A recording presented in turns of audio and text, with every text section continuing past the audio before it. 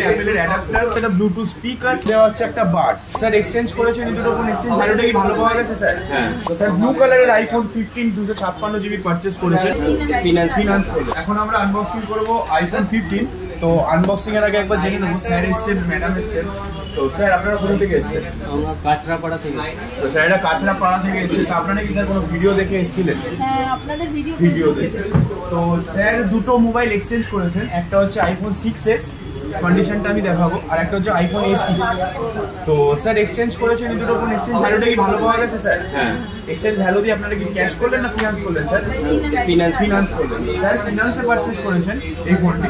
চলুন আনবক্সিং করে নেওয়া যাক। আচ্ছা স্যার, ফোনটার সঙ্গে একটা আপনি প্লাগ করেন, একটা ম্যাডাম প্লাগ করেন। এটা ধরুন, এটা ম্যাডাম ধরুন। তো আপনারা যে ফোনটা কিনলেন, ফোনটার সঙ্গে কি আপনাকে কোনো গিফট দেওয়া হয়েছে দোকানের তরফ থেকে?